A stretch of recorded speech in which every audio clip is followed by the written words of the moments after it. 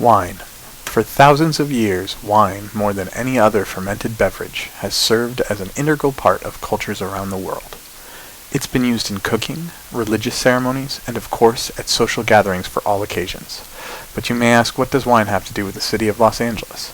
According to the U.S. Census, Los Angeles has the highest per capita wine consumption of all U.S. metropolitan areas. In 2011 alone, we drank over 71 million gallons of delicious reds and whites.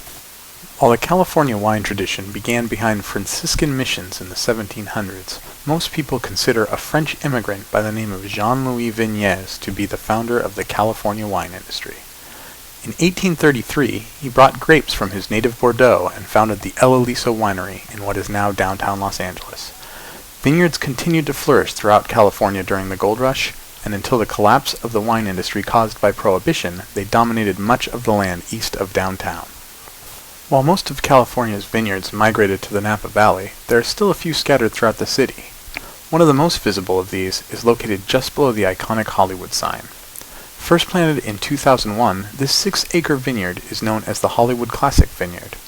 Their wine is limited to roughly 1,200 bottles of Cabernet Sauvignon a year, each of which sell for around $200. Their website lists southern-facing slopes, a strong marine influence, and a steep hillside with excellent drainage as part of their terroir. Even with most of the vineyards gone, there are dozens of wineries in the Los Angeles area, 3 of which are located within 15 miles of downtown. The oldest and most famous of these is the San Antonio Winery, located in the heart of the city.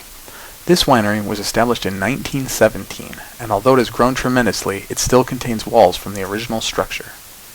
It was founded by Santo Cambianica, a Catholic Italian immigrant, and named after St. Anthony in order to garner business from other Italian immigrants. He chose the location downtown across from the train tracks so Italian railroad workers could buy jugs of wine on their way home from work each day. In 1919, the Volstead Act was passed, outlawing alcohol in the U.S., and every other winery in L.A. was forced to close. Santo wisely made a deal with the Archdiocese to provide sacramental wine, thus allowing the winery to survive the difficult years of Prohibition.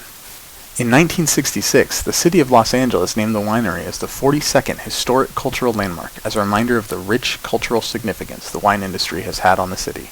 To this day, the winery is still a family-owned and operated business. Santo's 92-year-old nephew runs the day-to-day business, and his grandson Anthony is the head winemaker. Today, the grapes for red wines are crushed and fermented near their vineyard in Monterey, but the whites are still fermented in Los Angeles, and all of their wines are aged here. Like most wines, the wines produced at San Antonio Winery are aged in handmade barrels. These barrels are crafted from wood specially harvested to imbue specific flavors to the wine. The winery produces over 550,000 cases of wine each year. These are bottled under 17 different labels, including Stella Rosa, Windstream, and Maddalena, which is named after Stefano's wife. If you find yourself with a few hours to spare, I highly recommend you stop by for a classic Italian meal and a complimentary wine tasting.